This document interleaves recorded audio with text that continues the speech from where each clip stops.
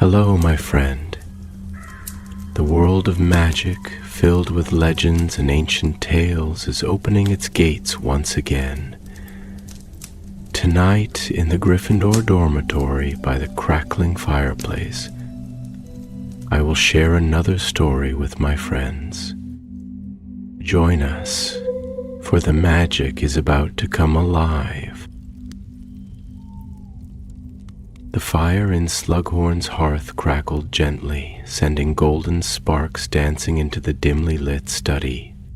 The old professor sat in his armchair, his fingers curled around a glass of oak-matured mead, his mustache twitching as he lost himself in thought.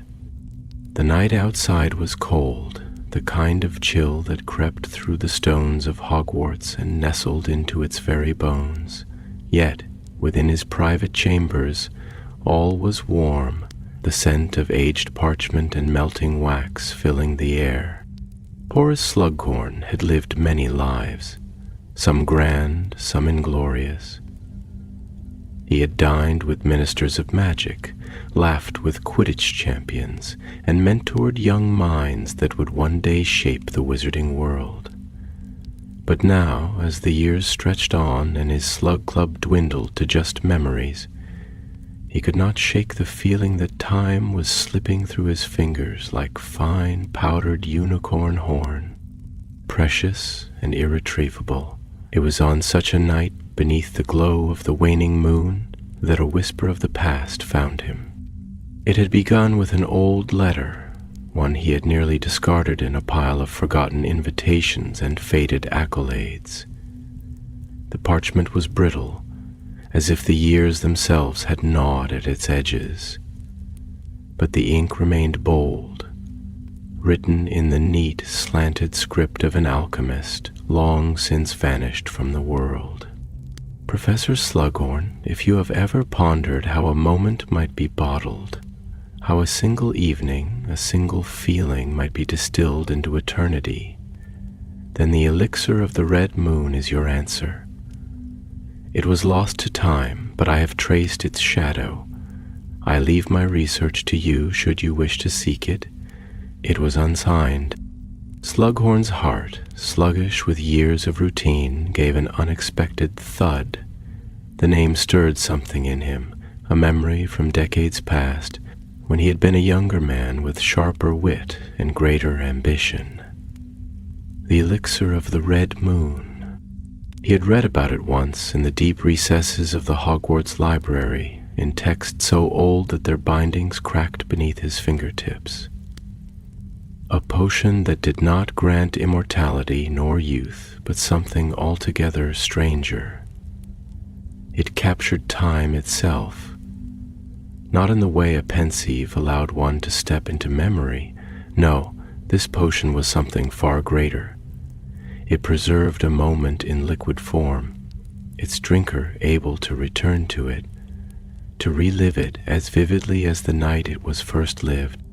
The legend was whispered among alchemists, spoken of in the same breath as the philosopher's stone, yet no wizard had ever succeeded in brewing it. Or if they had, history had erased all trace of it. And now, here it was, a letter, a challenge. Slughorn set down his glass, his mind already racing. A man of comfort, he had long since abandoned the reckless thrill of discovery.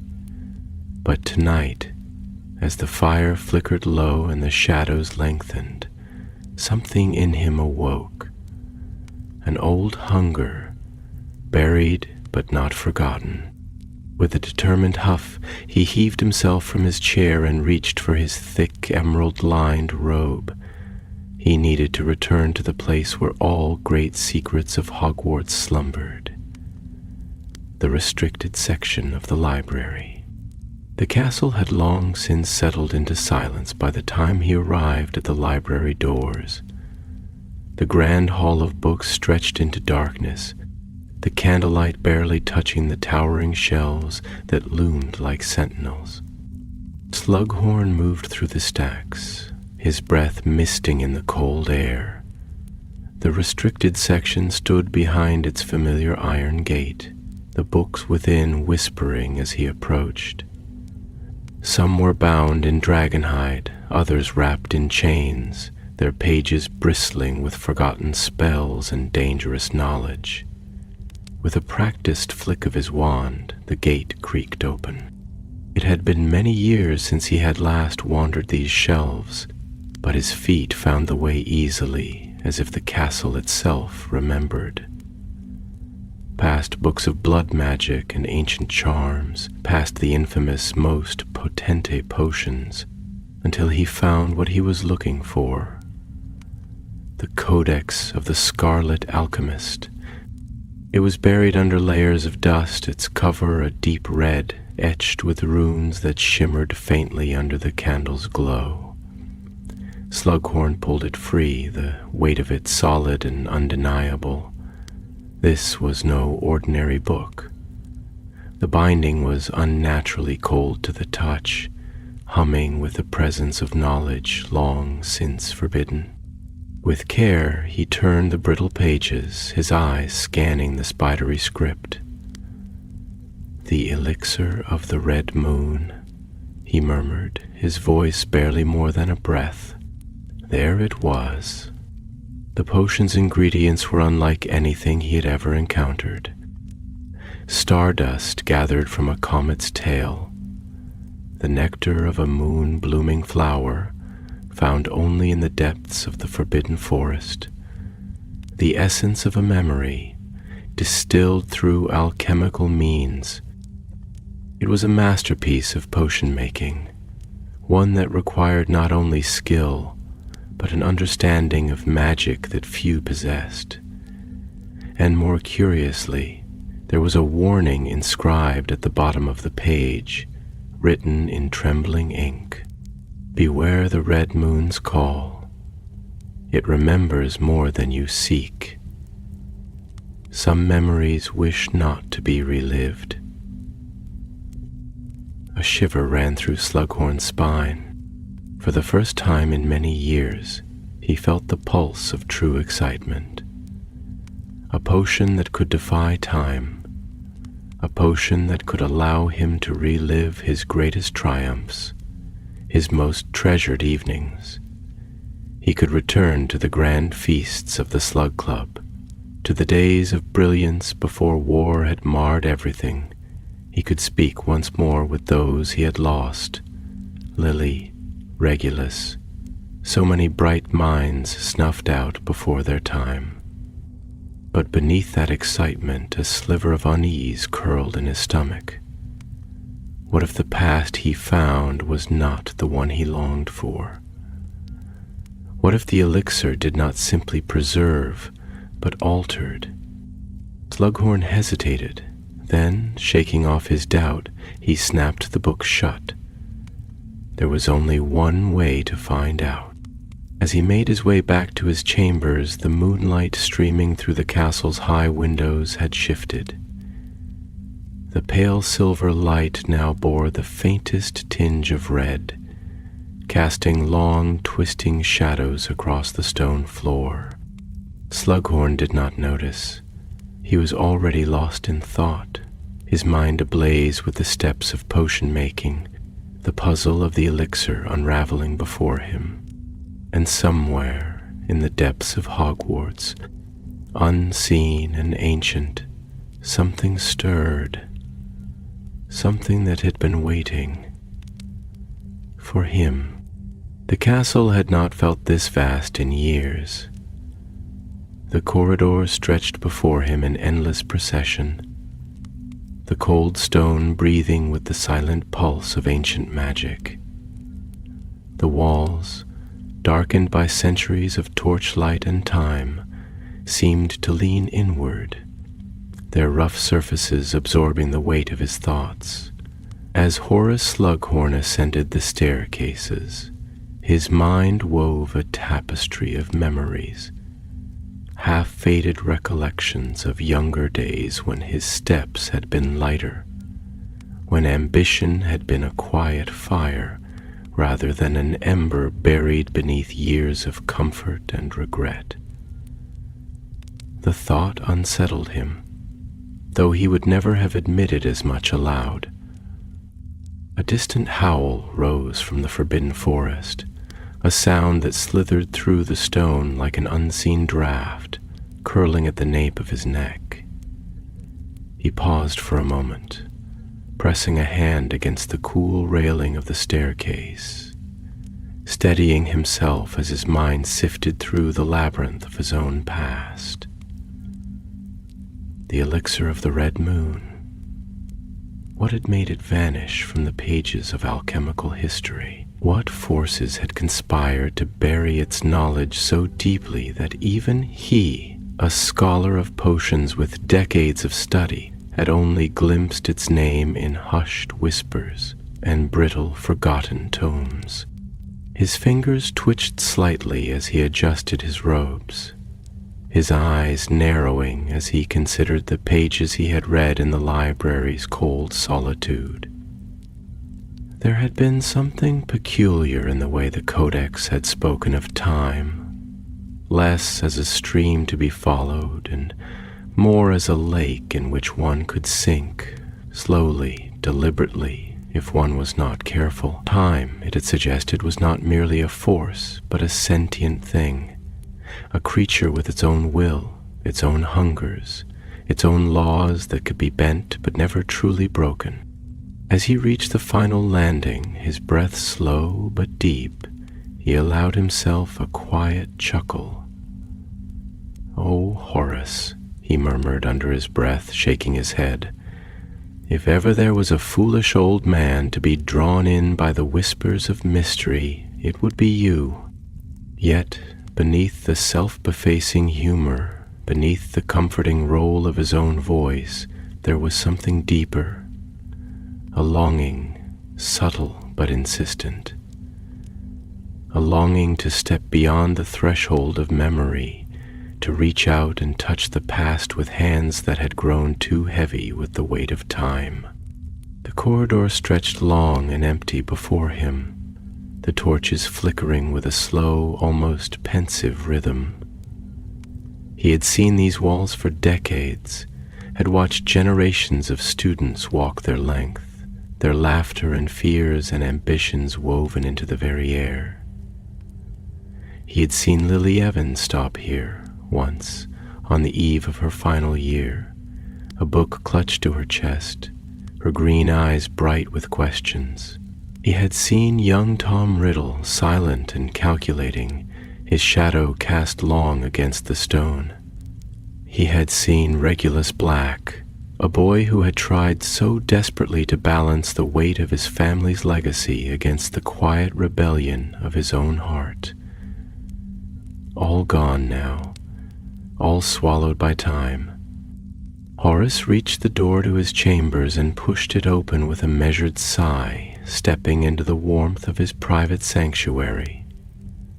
The fire had dwindled into embers, the golden glow barely reaching the edges of the darkened shelves lined with countless vials, books, and peculiar trinkets collected over the course of a lifetime. He moved towards his desk, his fingers brushing absently over a collection of old letters, bottles of ink that had long since dried, a photograph in a silver frame.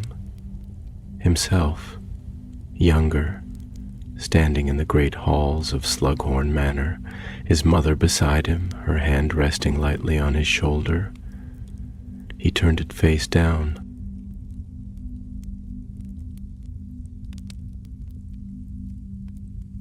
With a heavy exhale, he placed the Codex of the Scarlet Alchemist onto the desk, its presence an undeniable weight in the room. He hesitated only briefly before flipping the cover open again, the pages whispering secrets as they moved beneath his fingers. The elixir of the red moon was never meant to be consumed lightly.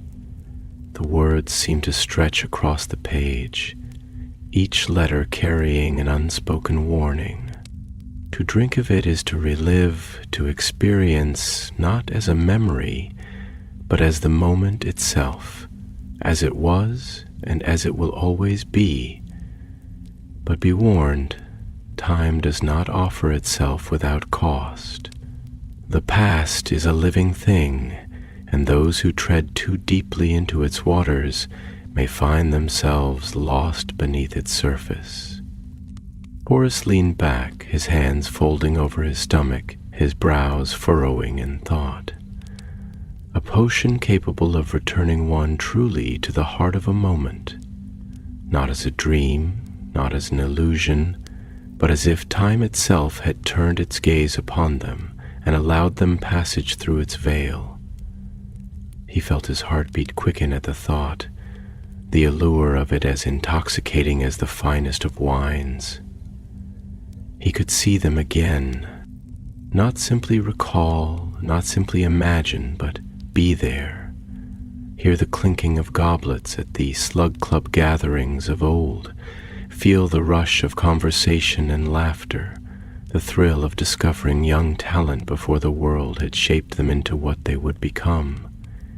He could hear Lily's voice, sharp and witty, debating the finer points of potion-making with Severus Snape, before life had drawn them down separate paths. He could stand in the candlelit corridors once more and speak with Regulus, that quiet, haunted boy who had carried secrets far beyond his years. And yet, the warning on the page gnawed at the edges of his thoughts. Some memories wish not to be relived. He let out a slow breath, his gaze flickering toward the window where the moon hung low, a ghostly sliver against the velvet sky. A younger version of himself might not have hesitated. A younger Horace Slughorn might have already begun preparations, his hands moving with eager certainty. But age had granted him a different kind of wisdom, the understanding that not all things were meant to be unearthed, that the past was both treasure and trap. Still, the thought lingered. The possibility. With a decisive motion, he reached for a piece of parchment and dipped his quill into the inkpot. To brew the elixir of the red moon, one must begin with the essence of time itself. This may be extracted from an object that has absorbed the weight of years, an heirloom, an artifact, a relic imbued with the moments it has witnessed. His eyes drifted to the silver photograph frame, still face down on the desk. For a long moment he did not move. Then, with a slow and deliberate motion, he reached for it, turning it over, his own younger face staring back at him from a world long gone. The fire crackled, the shadows deepened, and outside, unseen by the walls of Hogwarts, the red glow of the moon grew ever so slightly stronger. The fire had burned low, the dying embers pulsing faintly in the hearth like a dragon's breath, slowly ebbing into silence. Shadows stretched long and restless across the chamber, their flickering limbs cast by the candlelight that quivered upon the old wooden desk where Horace Slughorn sat, hunched in deep thought. The air carried the scent of melting wax, parchment dust, and the faintest trace of dried rose petals from an old sachet buried somewhere among his books. It was a scent that had lingered in his chambers for years, clinging to the fabric of his robes, to the spines of his old tomes, an unnoticed ghost of time itself. His fingers, plump yet surprisingly steady, traced the silver edges of the photograph frame he had turned upright. He was looking not just at an image, but at a moment suspended, a shard of the past frozen beneath glass. His younger self stood there, smiling, with the self-assurance of a man who had not yet come to understand the transience of things, who had not yet learned how time devours even the grandest of legacies. Beside him, his mother, her hand resting lightly on his shoulder, her expression one of quiet pride mingled with that wistful sort of knowing that only a mother possesses, that look that sees the whole of a child's life stretching ahead, knowing she will not be there to witness it all. Slughorn sighed, deep and weighty, as if trying to exhale the past itself. The photograph, old as it was, had been handled so often that the edges were curling, the ink slightly faded. He had told himself many times that it was merely a keepsake, just another relic among the many treasures and trinkets he had amassed over the years. But in this moment, as he turned it over in his palm, he wondered if it had been something more all along. To brew the elixir of the red moon, one must begin with the essence of time itself. The words from the codex echoed in his mind, sinking into the recesses of his thoughts like ink upon parchment.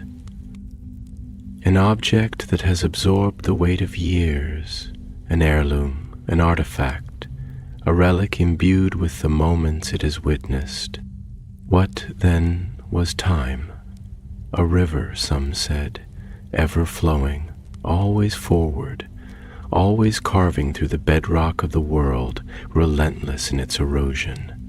Others called it a wheel, turning in cycles, each age folding over the last, history repeating itself in the hands of different men. But Slughorn had always felt that time was neither river nor wheel.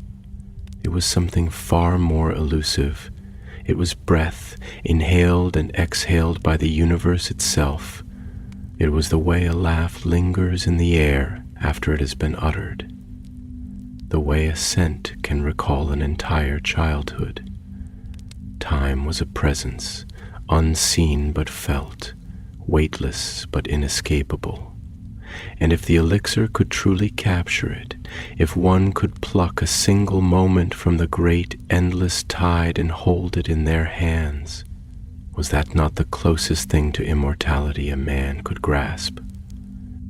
His fingers tightened around the frame, and for the first time in years he felt the old hunger, the deep, thrilling ache of discovery stirring in his chest. It had been so long since he had pursued knowledge for its own sake, without the pretense of social circles or the prospect of grooming the next great wizarding talent.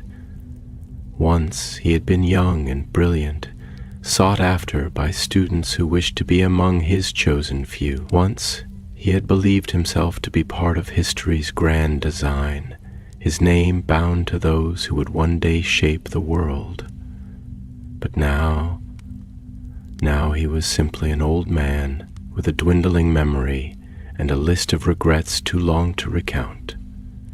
And yet, here was an opportunity. A quiet knock at the door disturbed his reverie. It was tentative, hesitant, as if the one standing beyond the threshold debated whether to interrupt at all. Slughorn straightened slightly, setting the photograph down with a careful hand. "Enter," he called, his voice heavy with the weight of his thoughts. The door creaked open, revealing a familiar face, one that carried its own share of ghosts. Neville Longbottom stepped into the dimly lit chamber, his expression apologetic but resolute, his hands folded before him as though he had entered a sacred space. The man, had changed since his school days, though the kindness in his eyes remained unchanged. His robes were dusted with soil, as they always were, the scent of damp earth clinging to him, as if he had stepped out of some forgotten grove. "Professor?" Neville said, offering a small nod, his voice quiet yet firm. "I didn't mean to disturb you, but Professor Sprout mentioned you were looking for something rare." Slughorn studied him for a long moment, his eyes narrowing slightly. "And what exactly did she tell you, dear boy?" Neville hesitated, shifting slightly on his feet. Only that you asked about a flower, a rare one that only blooms under the red moon." A slow smile curled the edges of Slughorn's lips, though there was no humor in it, only the quiet satisfaction of a man who had been waiting for the right door to open. "Ah, yes," he murmured, leaning back in his chair, lacing his fingers together atop his rounded stomach. "The lunaris sanguineum, the moon-blooded blossom." Neville nodded, stepping further into the room, his brows knitting together in thought. "It doesn't just bloom under the red moon," he said slowly. "It's tied to it. The petals only unfurl when the light of the moon is at its deepest red, and even then, they say, it doesn't just bloom, it listens." Slughorn raised a brow, intrigued. "Oh, and what exactly does it listen to?" Neville hesitated before answering, his voice quieter now, laced with something almost like reverence. "The past." A hush fell over the room, the fire crackling softly, as if bearing witness to the exchange. Slughorn felt a chill run through him, not of fear, but of something deeper, something older, something that reached beyond the veil of mere knowledge and into the realm of forgotten truths. "Do you know where it grows?" he asked, though he suspected he already knew the answer. Neville nodded. "The forbidden forest, near the heart of it, in the places even centaurs avoid." Slughorn exhaled slowly, closing his eyes for a moment as if savoring the gravity of the words. "Of course it would be there. Of course it would not yield itself so easily. Magic of this nature was never found in civilized places. It thrived in the wild, in the places untouched by time's relentless march.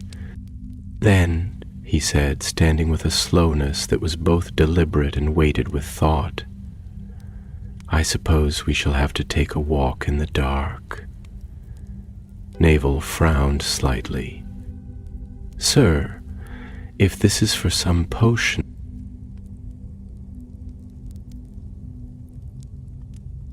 "It is for more than a potion, my dear boy," Slughorn interrupted, his voice steady but unreadable.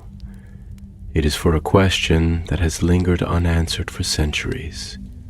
It is for something that men have sought and feared in equal measure." Neville studied him, sensing something beneath the words, something unsaid yet immense. After a long silence, he nodded. "Then I'll guide you. But I won't go unprepared." Slughorn chuckled, his fingers curling around his wand. "Neither will I." The wind moaned against the castle walls, and, in the depths of the forbidden forest, something ancient stirred beneath the roots, waiting as it always had for those who dared seek what should not be found. The night had grown old, stretching itself thin over the vast expanse of the forbidden forest like a shroud of ink spilled across the sky. The castle, towering and eternal, stood behind them, its many windows aglow with the golden warmth of torches and hearths, a beacon of civilization at the very edge of something wild and ancient. But here, beyond the castle walls, beneath the twisted canopy of gnarled branches, the light could not reach, and the world belonged to shadows and whispers. Horace Slughorn moved with deliberate slowness, his heavy robe swaying slightly with each careful step as he trailed behind Neville Longbottom, whose wand tip glowed with a soft, pale luminescence, less like fire, more like the reflection of moonlight upon still water. The forest was alive with sound, though none of it was welcoming. The rustling of unseen creatures in the underbrush, the distant hoot of an owl that sounded more like a question than a greeting, the occasional snap of twigs beneath their feet. The air was thick, damp with the scent of moss and old rain, of leaves that had withered and rotted over centuries, layering the forest floor with the forgotten remnants of time itself. Slughorn exhaled, his breath coming out in a slow, measured sigh, visible in the cold night air. It had been years since he had ventured this far beyond the safety of Hogwarts. There had been a time, long ago, when he had been young and bold enough to entertain the idea of adventure, when knowledge had not simply been something to acquire, but something to chase, to hunt, to seize from the clutches of the unknown. But age had softened him, dulled the hunger that had once burned so brightly in his youth. Now, as he walked beneath the tangled web of ancient branches, he felt a strange, almost reluctant familiarity settling over him, as though the forest recognized him, not as a stranger, but as something else, something forgotten. Neville, ahead of him, moved with a quiet confidence that was wholly unrecognizable from the timid boy Slughorn had once known. He was not afraid of the dark, nor of the secrets hidden within it. There was something about him now, something that had been honed by war and loss, by the weight of having once been powerless and learning through pain how to never be so again.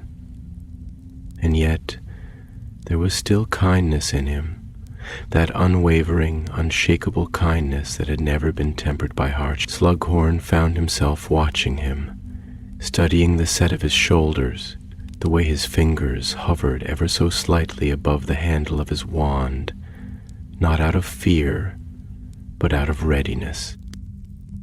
"Tell me," Slughorn said at last, his voice low, almost reverent in the hush of the forest, "what do you know of the moon-blooded blossom? Not just the properties, not just its rarity, but the nature of it." Neville hesitated, slowing his steps slightly, though he did not turn to look at him.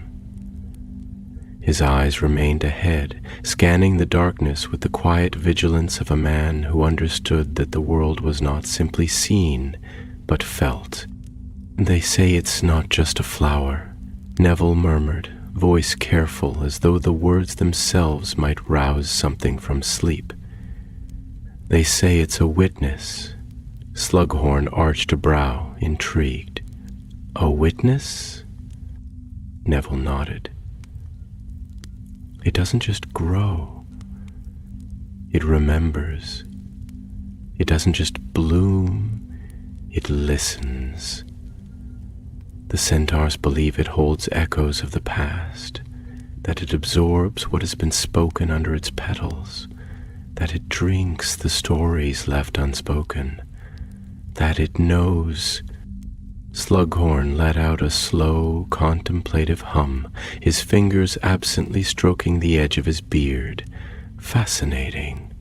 And yet it is plucked, harvested, powdered down into something consumable, as though it were merely another ingredient in a recipe, as though it were not alive."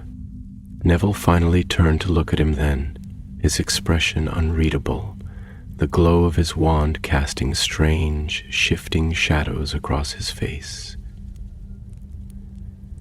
"Isn't that what we do with everything? With magic, with time?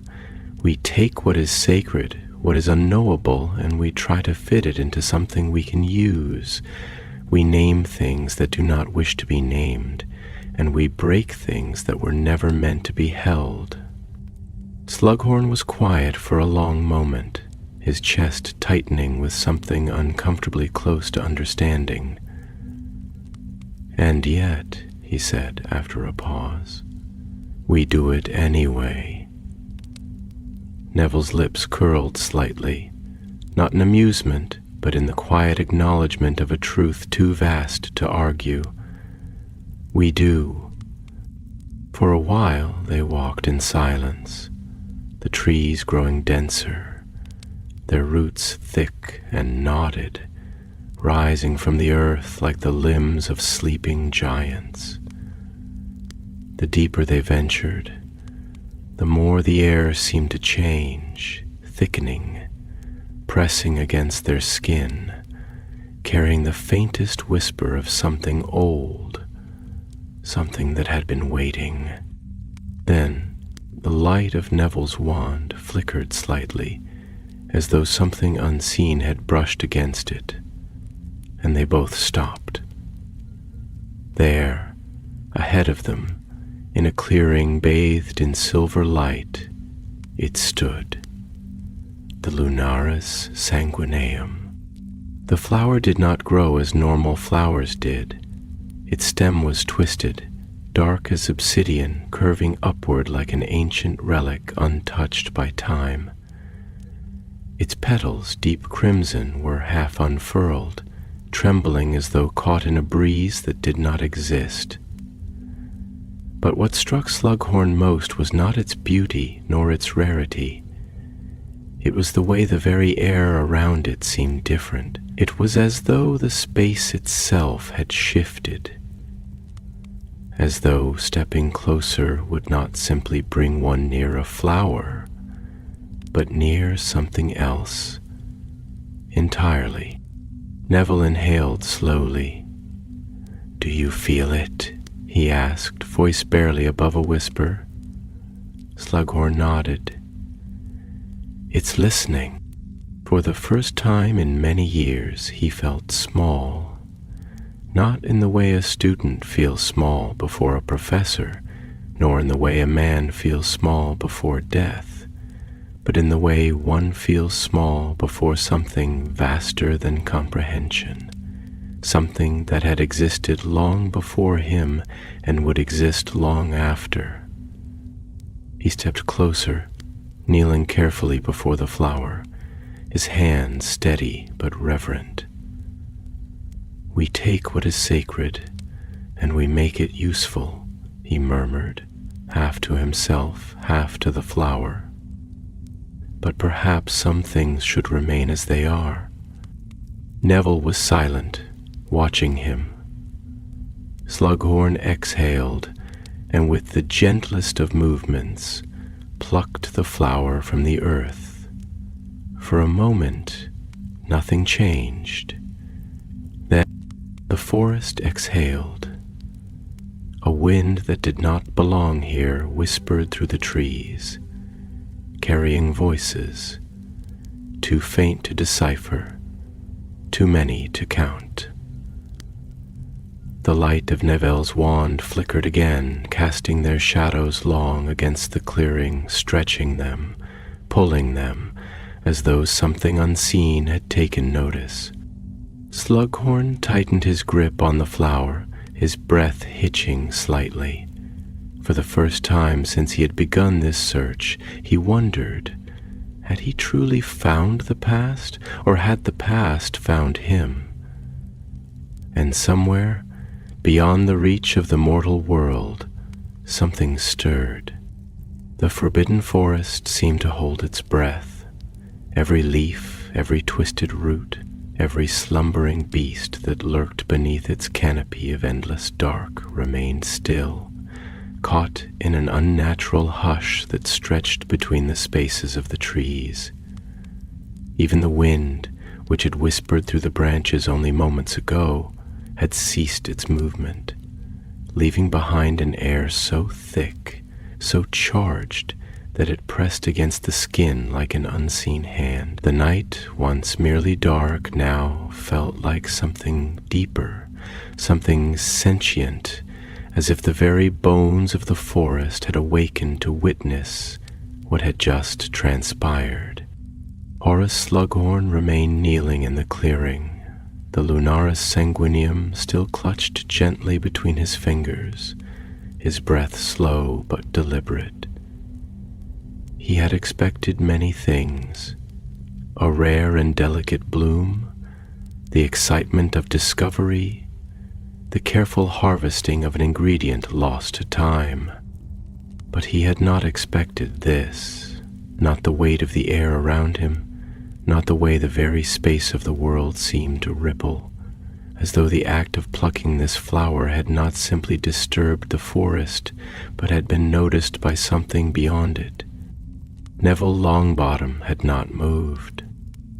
He stood a few paces away, wand still raised, his expression composed yet wary, the war-forged instinct of a man who had learned to recognize when he was no longer standing in the presence of the ordinary.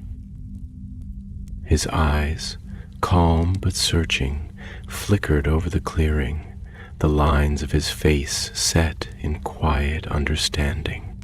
Slughorn at last let out a slow exhale. "It listens, you said," he murmured, half to himself, half to Neville. "It remembers. I wonder, dear boy, if we are not merely plucking a flower, but rather plucking a thread." Neville shifted slightly, his gaze lowering to the crimson petals trembling between Slughorn's fingers. "It feels like we're being watched," he admitted, his voice steady but hushed, as though raising it too high might break the thin fabric of reality that surrounded them.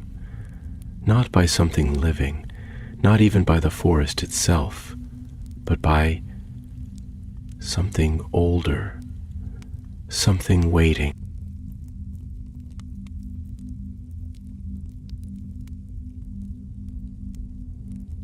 Slughorn nodded slowly, his thoughts weaving their way through the tangled roots of understanding, tracing back through the words of the Codex of the Scarlet Alchemist, through the warnings, through the suggestion that time was not merely a current to be altered, but a presence, one that did not take lightly to interference.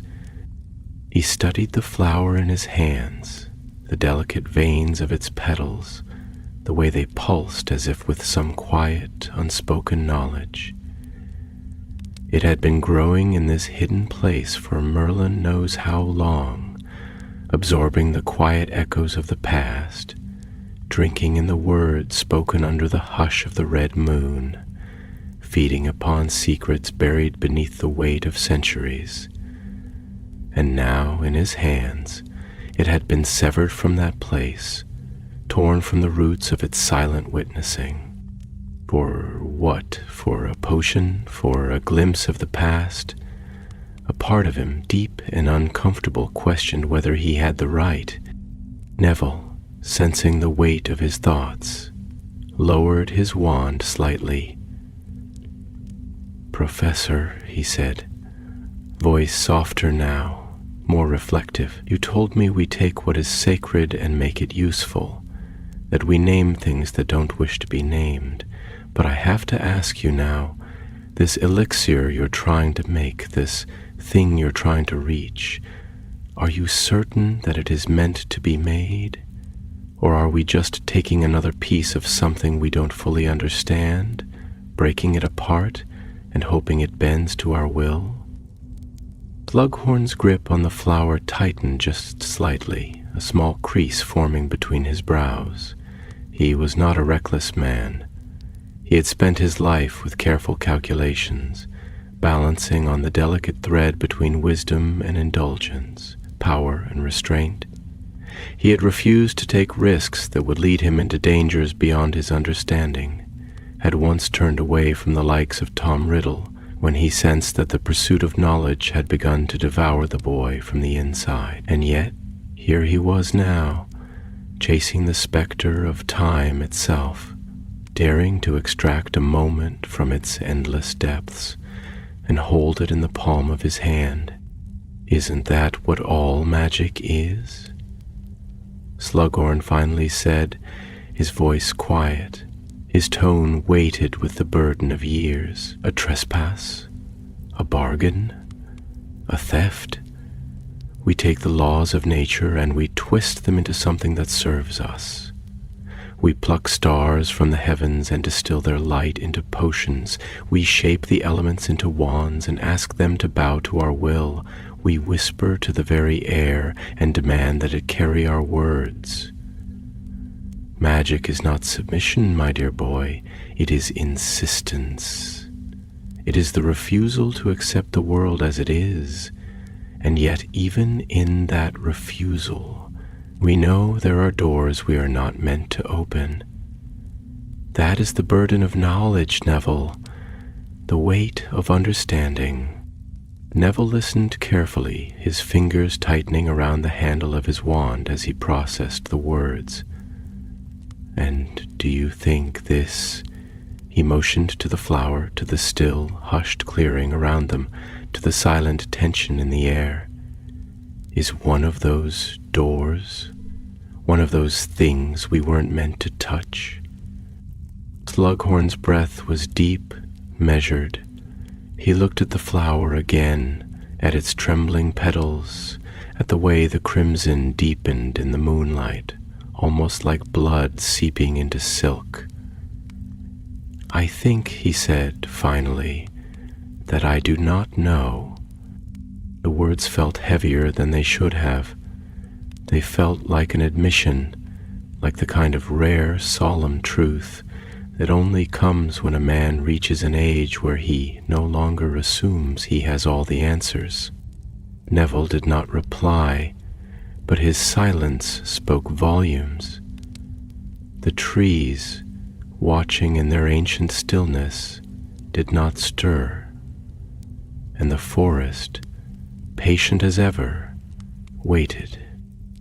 It was a long walk back. The weight of the flower in Slughorn's hands felt unnatural, as if it had absorbed something from the air around them, as if it was no longer simply a plant but an artifact, something that did not belong in the hands of men. The wind had returned, curling between the trees, carrying a chill that settled into his bones. The castle lights, distant but unwavering, grew closer with each step, a reminder of reality, of walls built to keep the unknown at bay. As they reached the edge of the forest, Neville finally broke the silence. "Whatever you decide to do with that," he said, nodding toward the flower. "Just promise me one thing, Professor." Slughorn glanced at him, brow raising in quiet curiosity. Neville's expression was firm, though not unkind. "Promise me you won't let the past decide your future?" Slughorn hesitated, just for a moment, just long enough for the weight of the words to settle. Then, with a slow nod, he stepped forward, back toward the castle, back toward the warmth of candlelight and stone and books that did not whisper. And yet, in the depths of the forbidden forest, where the petals of the Lunaris sanguineum had once grown, the air still carried the echo of things unsaid. The past did not forget, and neither did time. The night stretched long and silent as Slughorn ascended the winding staircases of Hogwarts, the weight of the Lunaris sanguineum pressing heavier upon him than its mere petals should have allowed. The castle stood in that peculiar hush that belonged only to the deepest hours, when the halls lay still, when the portraits slumbered, their painted inhabitants curled in the shadows of gilded frames, when the very stones seemed to breathe more slowly, as though savoring the quiet. His footsteps echoed lightly, swallowed by the immensity of the corridors, by the towering vaults of stone that had seen generations pass beneath them, each leaving behind only a whisper of their existence. The torches burned low, their flickering flames casting slow-moving specters upon the cold walls, and though he was alone, Slughorn felt the watchful presence of time itself, unseen, unspoken, but lingering in every crevice of this ancient place. The elixir of the red moon, a potion that did not simply record memory but preserved it, captured it in liquid form, allowing the drinker to step back into a moment, not as an observer, but as though time itself had unraveled, rewoven itself, allowed a single instant to bloom again in all its vibrancy. It was not immortality, no, nothing so crude, nothing so absolute, but it was perhaps something even more intoxicating, a way to stand once more in the presence of those lost, to hear their voices, to feel their presence, to rewrite nothing, but to relive. And yet, standing in the dim solitude of the castle's upper halls, he could not shake Neville's words, nor the deeper hesitation they had stirred. "Are you certain this is meant to be made?" The question was a seed planted in his mind, its roots twisting through his certainty, unearthing something raw beneath the carefully cultivated scholar's confidence.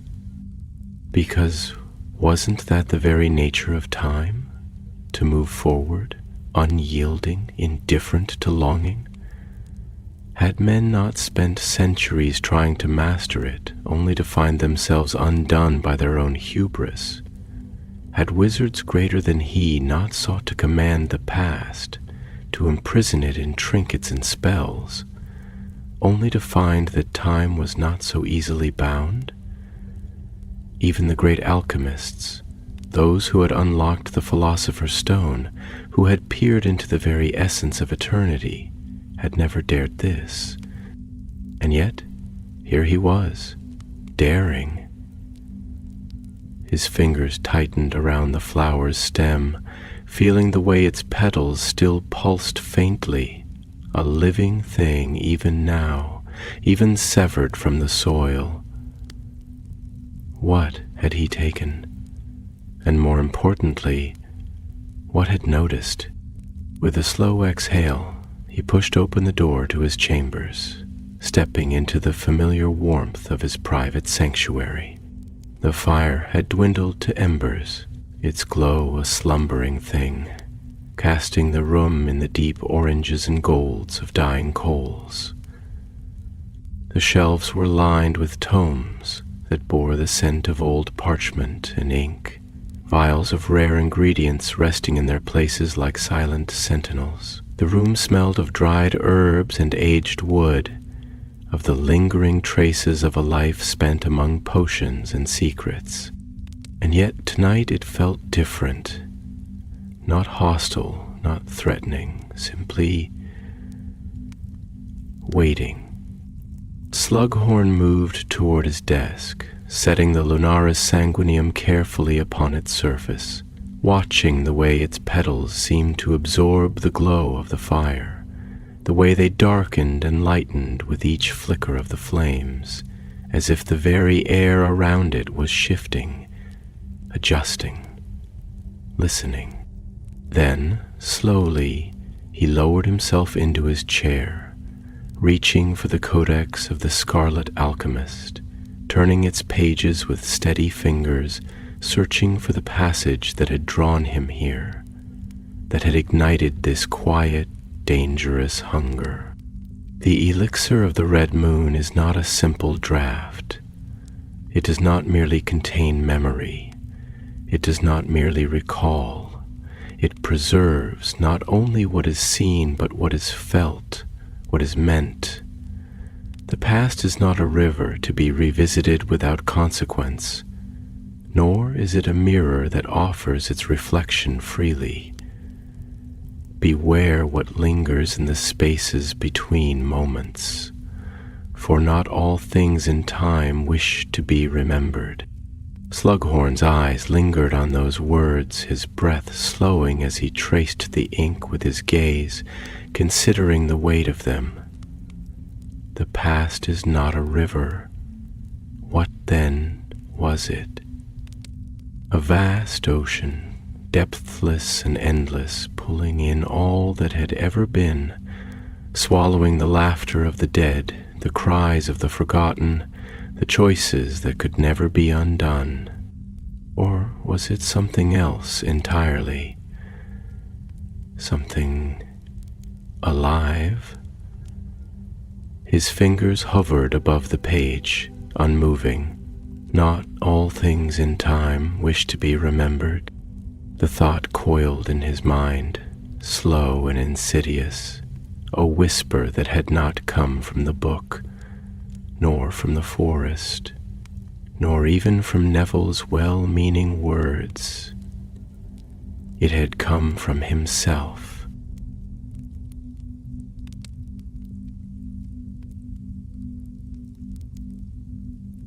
And that frightened him more than he cared to admit.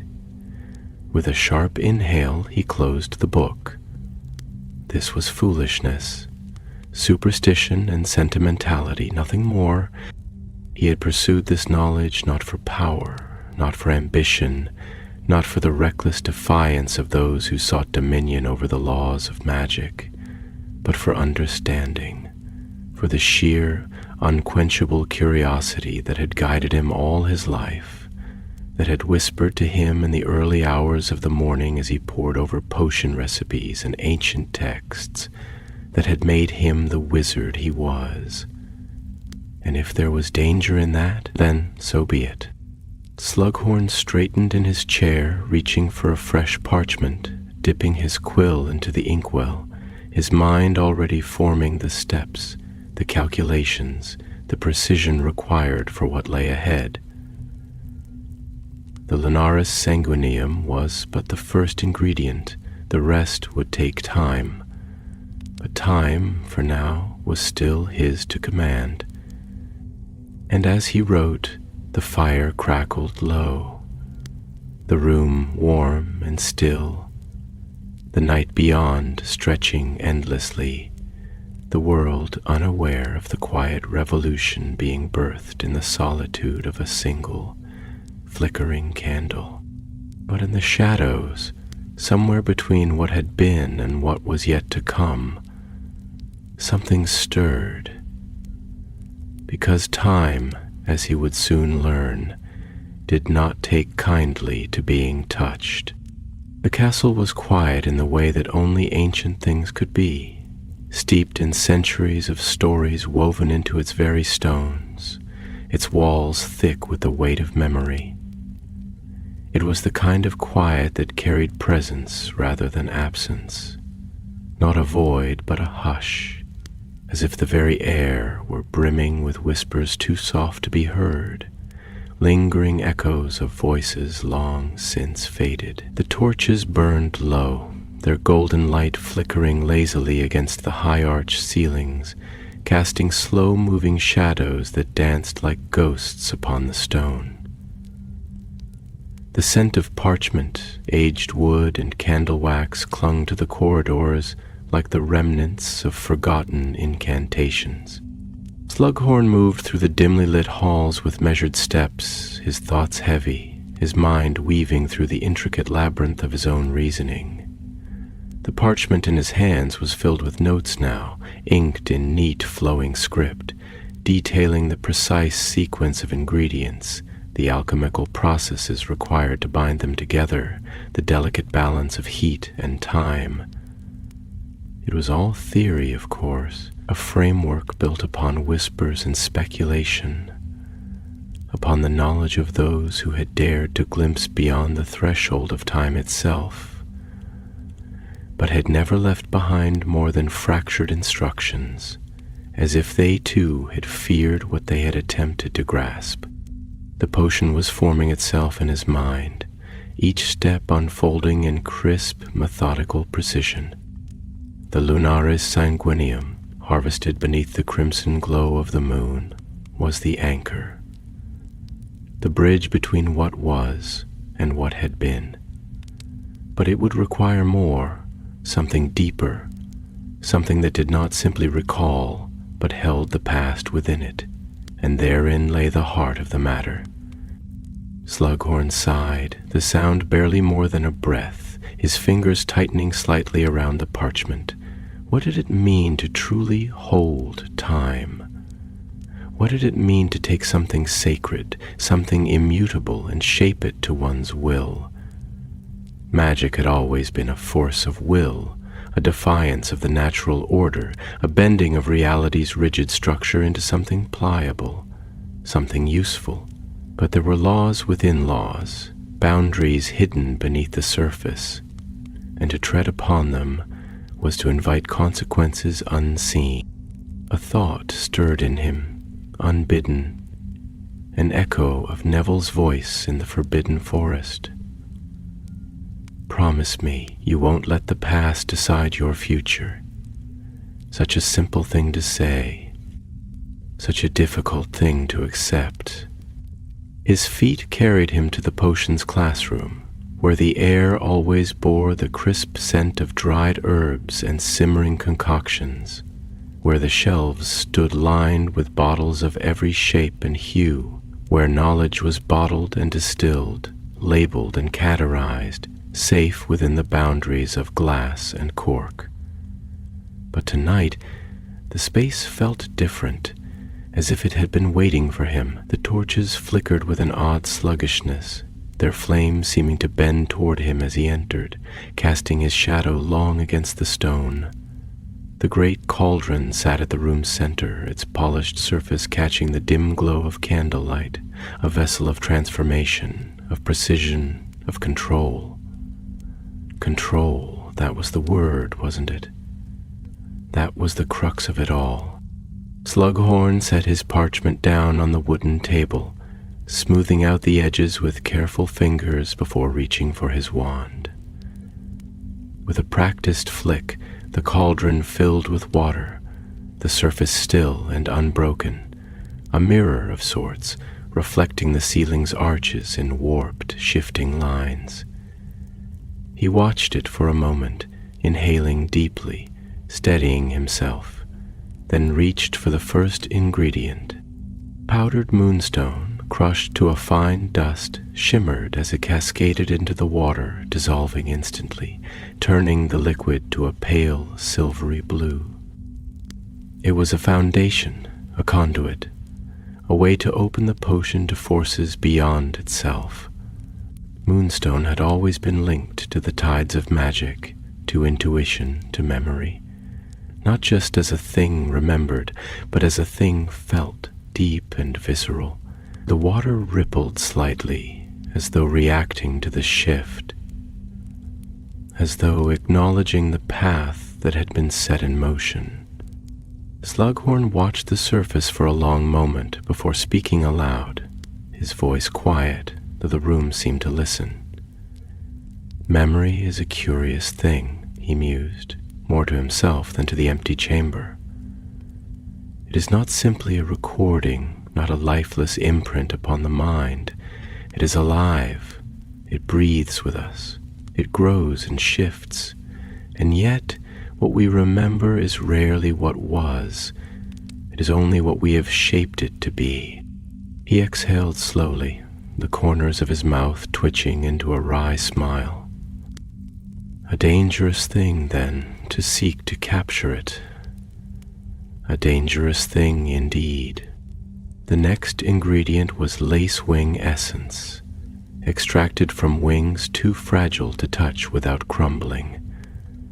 It was the binding agent, the thing that wove separate elements together, that encouraged one to become part of another. He watched as the pale liquid spread through the cauldron, tendrils of soft green bleeding into the blue, curling and shifting like ink in water. And yet, he continued, his voice steady, contemplative, we do capture it, don't we? We bottle thoughts, extract them into vials, preserve them in silver pools within a pensieve. We trap moments in portraits, allow echoes of voices to linger in enchanted objects, keep pieces of those we have lost close to us in ways that defy the finality of time. His eyes flickered toward the Lunara sanguineum, still resting on the desk, its petals darker now, as though they had absorbed something from the room itself, from the potion taking shape before them. He reached for it carefully, turning it over in his hands before lowering it into the cauldron. The The change was instant. The potion did not merely shift in color or texture. It deepened, darkened, as if something vast had opened within it, as if the weight of the past itself had poured into the liquid, sinking into its depths, waiting. The torches in the room flickered sharply, casting long, wavering shadows across the walls. And for a moment, just the briefest of moments, Slughorn thought he heard something, a whisper, soft and distant, curling around the edges of his mind. He straightened, gripping the edge of the table, his breath shallow. No, that was impossible, and yet the room felt different. Not wrong, not malevolent, but aware. He swallowed, forcing his hands to steady. There was still more to be done, still steps left in this intricate dance between magic and time, the final ingredient, the catalyst. And here he hesitated, because what was left was not an object, not an essence, not a mere thing to be extracted. It was a piece of himself, a memory, his own. Slughorn's fingers hovered over the small vial he had prepared, his mind warring with itself. It would be easy to drop it in, to let the silver strand dissolve into the potion, to allow the past to slip into its depths. But what if it was not simply taken? What if it was claimed? What if time did not wish to be offered a moment, but rather wished to take one? His breath came slow and measured, his heart a steady drum in his chest. Then, with quiet resolve, he uncorked the vial. The past was waiting, and it would not wait much longer. The vial in Slughorn's fingers was impossibly light, and yet it held the weight of years, of moments, of something more fragile and volatile than any ingredient he had ever measured. It was a delicate thing, this thread of memory, this silver wisp suspended in glass, a fragment of time siphoned from his own mind, shimmering with the ghostly glow of recollection. It moved as though alive, twisting and curling, seeking the air beyond its confinement, pressing against the glass as though it knew it was about to be consumed by something far greater than itself. He turned it slowly in his palm, watching the way the light of the torches reflected in the thin, translucent walls of the vial, refracting in strange patterns across the surface of the potion simmering before him. The elixir had deepened in color since the last ingredient had been added. The silken blue and green now darkened into something richer, something fuller, like the sky moments before the last sliver of sun disappeared over the horizon. It was not a passive liquid. It pulsed, it breathed, it waited.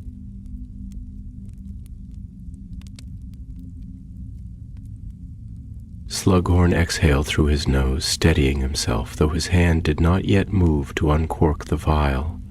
His other hand rested against the edge of the wooden table, fingers curling slightly, grounding himself against the solid reality of it. He had been prepared for this, had known from the beginning that this would be the final step, that there could be no completion without sacrifice, no potion without an offering of the self. And yet, standing here now, with the weight of the decision pressing upon him, he found himself hesitating in a way he had not anticipated, because it was not merely a memory he was about to relinquish.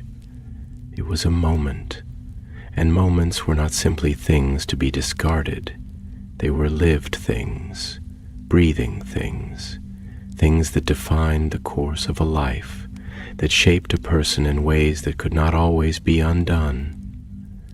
A memory lost was not merely a recollection faded, it was a piece of identity surrendered, a strand of self unspooled into the void. And once given, could it truly be reclaimed? His throat felt tight as he stared down at the swirling silver within the vial.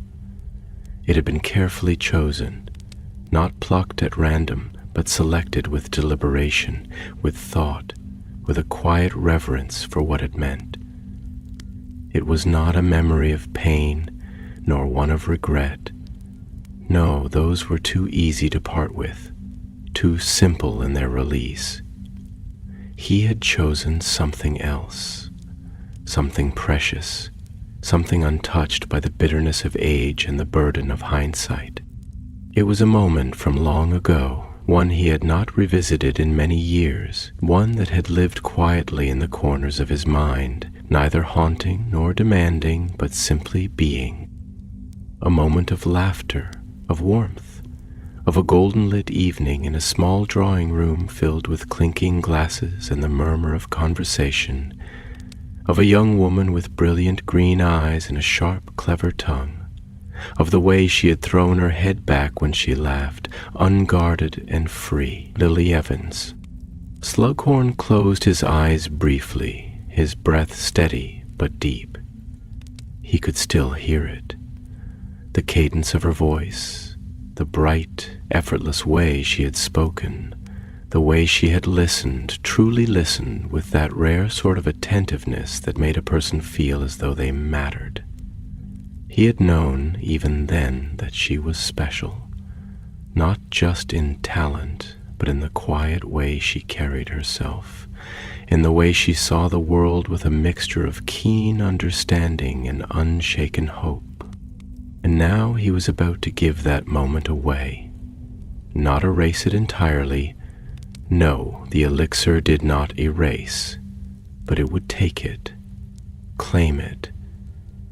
And he could not know how it would return to him, how it would shift and stretch within the fabric of time, whether it would remain as it was or whether it would warp into something else entirely, something unrecognizable, something that no longer felt like his own.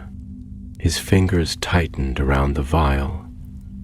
Is this what it means to meddle with time? Not merely to relive, not merely to remember, but to lose something in the process? The room was too quiet, the torches flickering as though they too awaited his decision. The elixir did not move impatiently. It did not demand, did not pull, but it was there, waiting, silent in its inevitability. He swallowed, his throat dry, and then, slowly, carefully, he pulled the cork free. The memory, unshackled, drifted upward in a silver tendril, curling and twisting through the air before it descended, sinking into the waiting depths of the potion. The reaction was immediate. The cauldron did not bubble, did not boil over with theatrical urgency. Instead, the liquid stilled, the surface smoothing into something impossibly perfect, reflecting the room above it like a darkened mirror, like the still waters of a hidden lake at midnight.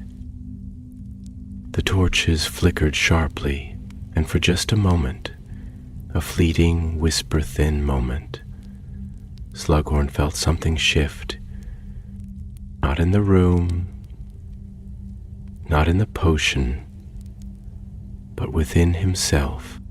It was subtle, barely perceptible, like the briefest pause between heartbeats, like the split second of weightlessness when one steps off a ledge before gravity remembers to pull them down. A moment of absence, and then it was gone. Slughorn exhaled, his fingers trembling slightly as he set the empty vial down upon the desk. He stared at the potion, at its unmoving surface, at the way it seemed to hold something now, to contain not just ingredients but meaning, something vast and unknowable and waiting. A final step remained. The last, inevitable test. To drink. His hand hovered over the ladle, hesitant, uncertain in a way he had not felt in years. And then, slowly, deliberately, he dipped it into the liquid, lifting it to his lips. The elixir of the red moon did not taste as potions should. It was not bitter nor sweet, not thick nor thin. It was nothing, and it was everything. The world tilted, the air thickened, the torches dimmed, and time, patient and watchful, finally took him. The moment the elixir touched his lips, the world unraveled. Not violently, not with the tearing force of a time-turner pulling against the fabric of reality, not with the shattering of glass or the rush of wind through a portal torn open between past and present. No, this was something else. This was a stillness so deep, so absolute, that it seemed to consume sound itself, swallowing the very air, suspending existence in a space where breath had no place, where movement had no meaning, where time did not tick forward or backward, but simply was. Slughorn's awareness did not fade, nor did he fall into unconsciousness. He did not feel his body collapse to the floor of the potion chamber, did not sense the stone beneath his feet, did not know if the torches still flickered against the ancient walls of Hogwarts, if the castle still stood around him, if the world beyond these walls continued to turn.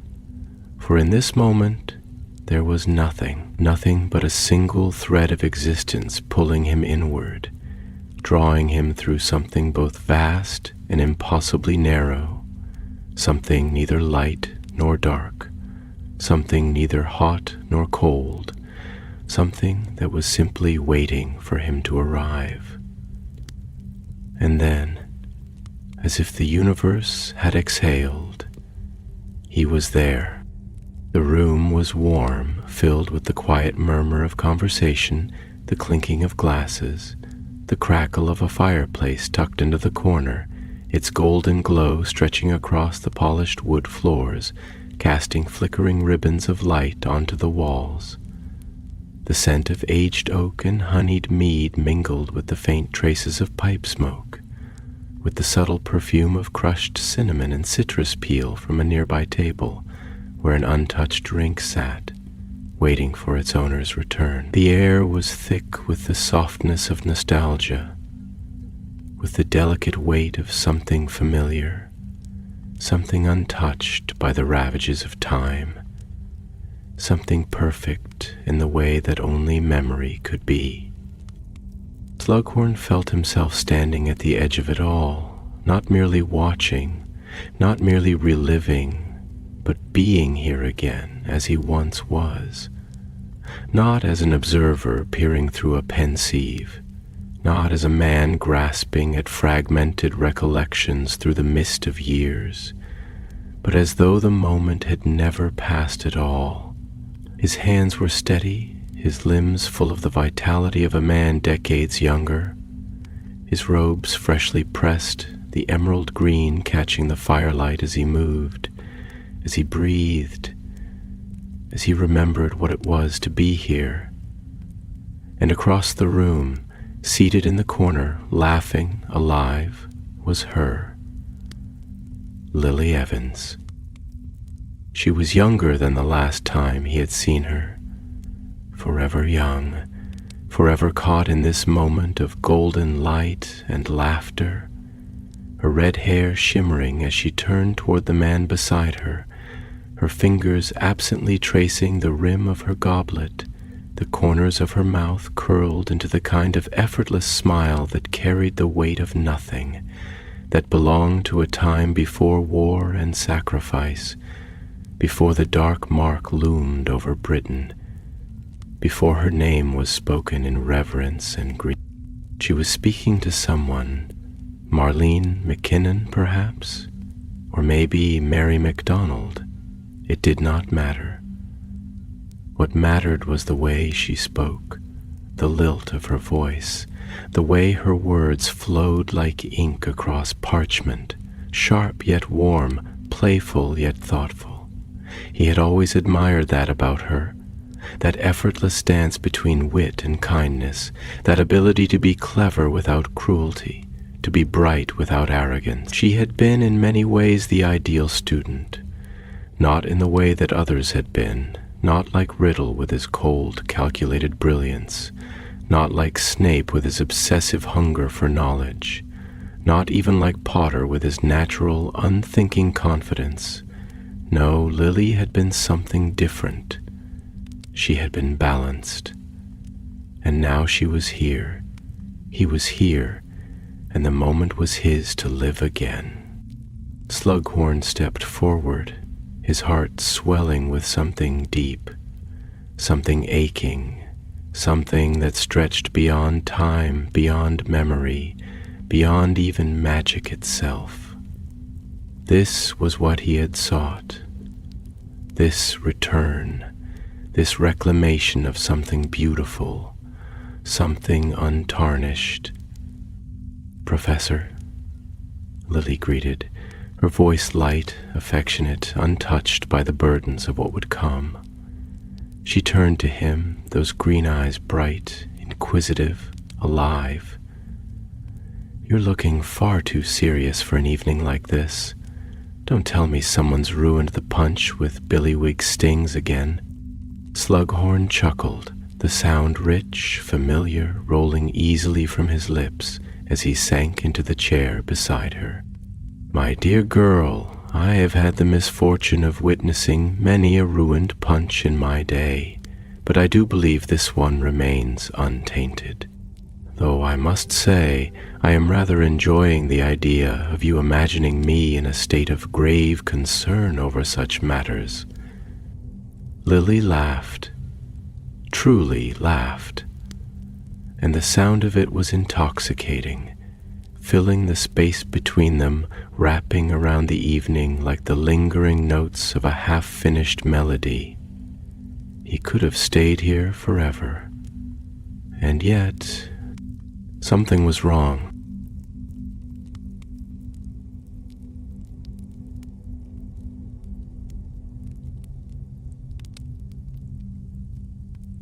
It was subtle at first, barely perceptible, nothing more than a whisper beneath the warmth of the evening. The candlelight flickered strangely, not in response to the movement of air, not in the way flames should, but in a way that seemed off, as though the light itself were struggling to hold its shape, to maintain the illusion. The sounds of the room, laughter, the murmur of conversation, the crackle of the fire, became distant, as though they were slipping just beyond the edge of hearing, as though they belonged to something no longer quite real. And then he saw it, the way Lily's fingers, still absently tracing the rim of her goblet, began to slow. The way her laugh, still lingering in the air, stretched unnaturally, the sound distorting ever so slightly before fading into silence. The way her eyes, so bright, so present, began to dull, not in thought, not in tiredness, but as though something were removing her, peeling her away layer by layer. The room was coming undone.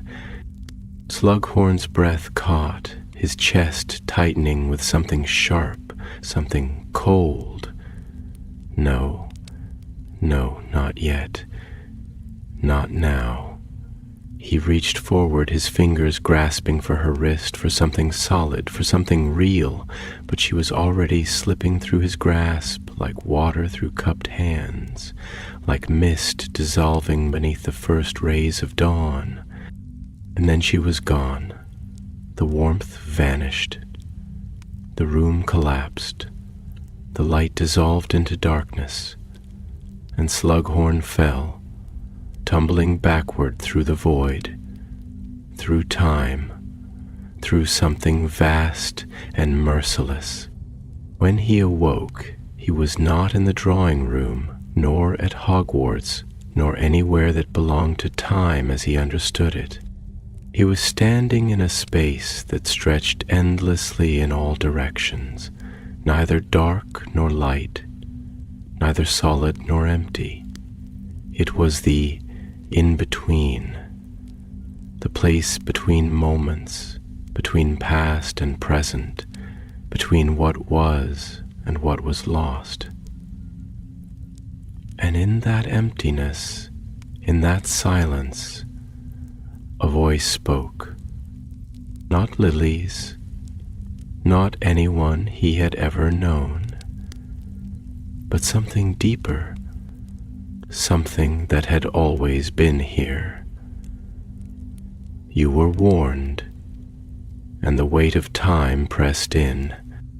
The space around him was not darkness, not in the way a man understands it, not in the way of moonless nights or unlit corridors, but something more profound, something deeper, something that was not merely an absence of light, but an absence of definition itself.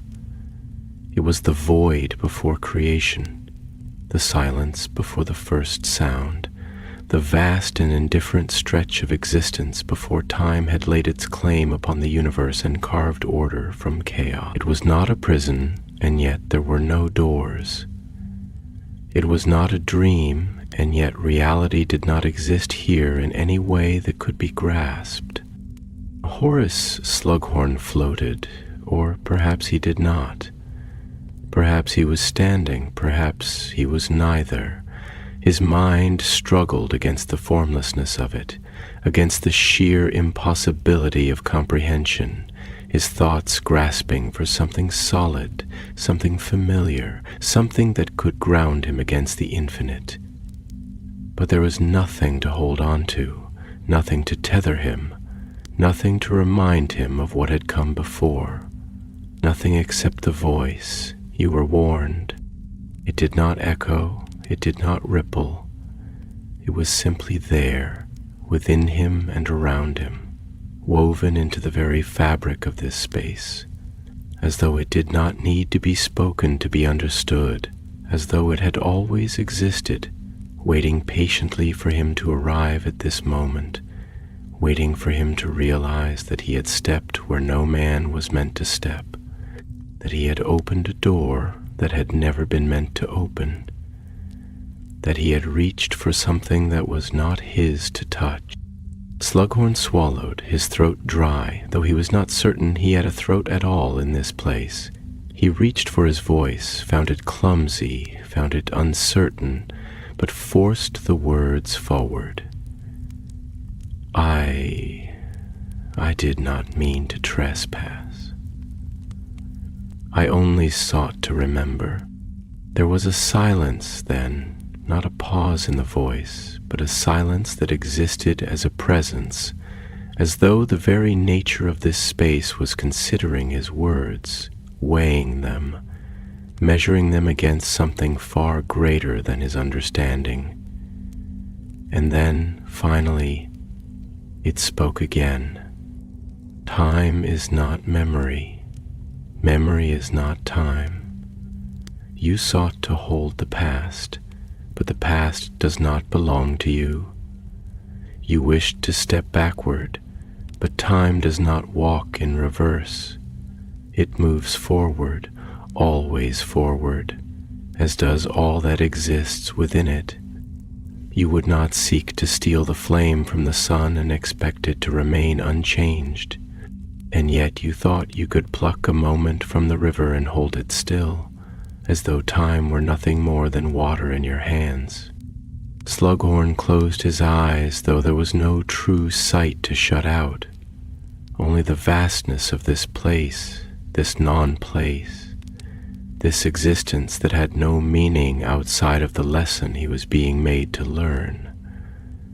He wanted to argue, wanted to explain, wanted to make it understand that he had not sought to change the past, only to visit it, only to touch it, only to live within it for a moment longer. But even as he thought it, he knew it was a lie, knew it was a justification, knew that what he had wanted was not to remember, but to possess. "You don't understand," he whispered, though he knew, even as he spoke, that the voice understood far better than he ever could. We are such small things. Our lives are brief, our memories fragile. We hold on to them because they are all we have. They slip through our fingers too quickly, and when they are gone forever. You speak as though time is beyond us, as though we are only its passengers, as though we have no right to ask for more. But what are we to do then? What are we to do when the past calls to us, when those we love are lost to it? Are we to simply let it take them, to let it devour everything they were, everything they meant? The past does not take, it does not devour, it does not steal. It simply moves. It moves as all things must. It is you who refuse to let it go. It is you who hold onto it with desperate hands, who press your fingers into the sand and demand that the tide obey your will. But the tide does not answer to you. The tide does not answer to any man. Slughorn's breath hitched. His hands, were they hands? Was he even a body here? Curling into something like fists, something like grasping, something like refusal. Then why does memory exist at all? He challenged, his voice rough with something dangerously close to grief. Why do we remember if not to hold on to what matters? Why should we be given the ability to recall if not to preserve? If the past is so untouchable, why does it haunt us? Why does it remain? Another silence, a longer one. A silence that carried the weight of something deeper, something vast, something patient and infinite, as though the voice had known this question would come, had waited for it, had understood that it was inevitable. Memory is not meant to be a prison. It is meant to be a lantern. You do not carry it to remain within its glow forever. You carry it to light the path before you. But you did not seek a lantern. You sought a doorway, and now you stand upon its threshold, unwilling to leave, unwilling to return. But time does not bargain, and time does not forget. Slughorn's breath came slow and heavy, his chest rising and falling with a weight that was not physical but emotional, something sinking into him, something pressing against his ribs, something wrapping around his heart with cold, inescapable truth. "I only wanted to see her again," he admitted finally, his voice barely more than a whisper. "I only wanted to hear her voice, just once more.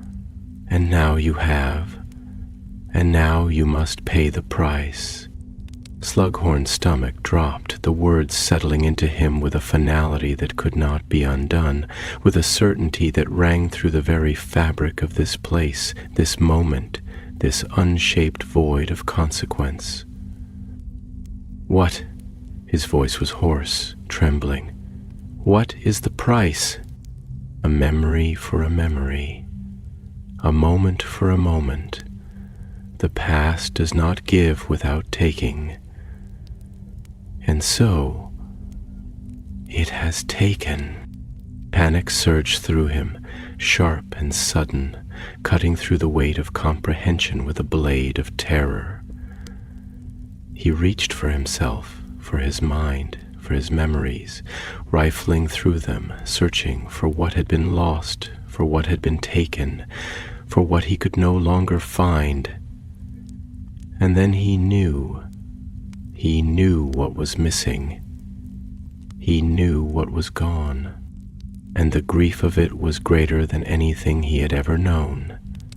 Return, Horace Slughorn, return and know what it is to forget. And with that the weight of time released him. The voice was gone. The void collapsed, and the world, his world, came rushing back. The world came back in fragments, sluggish, heavy, like ink diffusing in water, each piece of reality bleeding into his senses in slow, disorienting waves. Slughorn gasped, his body convulsing as if he had surfaced from drowning, his lungs heaving for air that had never truly been absent, but felt as though it had been withheld. His vision blurred, the edges of the room stretching and distorting before snapping back into focus, too sharp, too real, too present. The stone floor beneath him was unforgiving, cold against his back, and for a long moment he simply lay there staring at the ceiling, his chest rising and falling in uneven shudders. His heart pounded, his mind reeled. He was back in the potion chamber, back in the world of walls and torches and tangible things, back in the reality where time moved in one direction and did not bend to the will of desperate men. But something was wrong. Something was missing.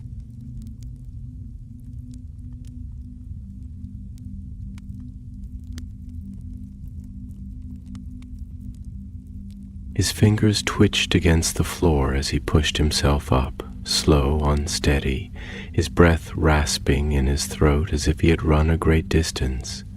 His vision swam, the room lurching as he struggled to find his bearings, as he fought against the overwhelming sensation that something had been left behind in that void, something vital, something that had been his and was no longer.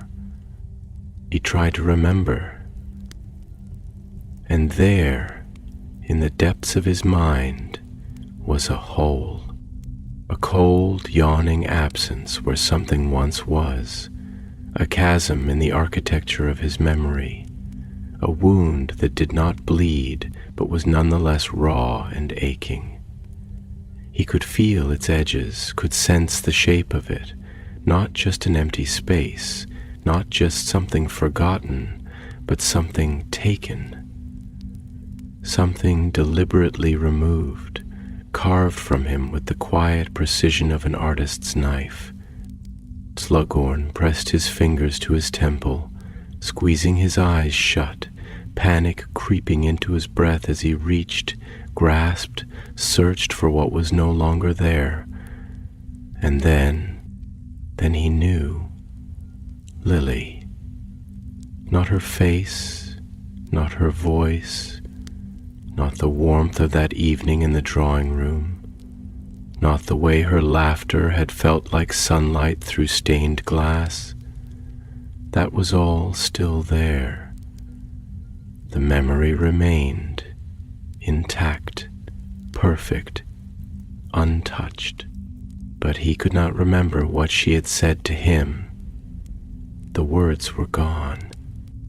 Everything else remained, the golden glow of the firelight on her cheek, the tilt of her head as she had looked at him with amusement and sincerity intertwined, the way she had swirled her goblet absently as she spoke. But the words, the meaning, the conversation itself, it was absent. There was only silence where it had been. A silence that stretched impossibly wide, as though time itself had reached into the moment and plucked it clean. Slughorn's breath came sharp, shallow, his hands gripping the edge of the table, knuckles white, nails biting into the wood. A memory for a memory, a moment for a moment. That had been the price. He had sought to claim a moment from time, and in return, time had claimed a moment from him. He still remembered that night. He still remembered her. But he would never know what she had said. Never again. A choked sound escaped him, something between a laugh and a sob, something caught between disbelief and grief. He had spent his life gathering treasures, not gold, not jewels, but people, moments, connections, the fleeting glimmers of brilliance that he had hoarded like a dragon curled around its spoils. He had prided himself on his ability to remember, to preserve, to hold on to the past in ways others could not. And now he would live with the knowledge that he had taken something precious, and in doing so, had lost something just as precious in return. It was a wound that would never heal, an absence that would never be filled. And the worst part? He would always remember that it was missing. He sat there for a long time, unmoving, the torches flickering against the stone walls, the cauldron long since cooled, the elixir of the red moon resting in its vial, untouched, waiting. It was finished. The potion had been brewed. The knowledge had been won. But at what cost? He reached for the vial, his fingers hovering over it, his breath shallow, his mind teetering on the precipice of decision. To destroy it? To let it remain untouched, locked away where no one else could make the same mistake? Or to drink again, to try once more, to risk losing something else? To step once more into the tide of time and hope, hope that he could take without being taken. The weight of it pressed upon him, and then slowly, carefully, he withdrew his hand. No, he had learned his lesson. Slughorn closed his eyes, exhaling slowly, and with a steady, measured motion, he lifted his wand and murmured the incantation. The vial shattered, the elixir was lost, and time moved forward as it always did, as it always must. He stood there for a long moment, his hand still raised, staring at the glimmering fragments of glass upon the stone floor, the liquid already seeping into the cracks, disappearing, erased. He had what he wanted, and he had paid the price. And so, as the castle slept, as the embers in the hearth smoldered low, as the weight of memory and loss settled into his bones, Horace Slughorn turned away from the past, and he walked forward into the present, into the future, into whatever time had left for him.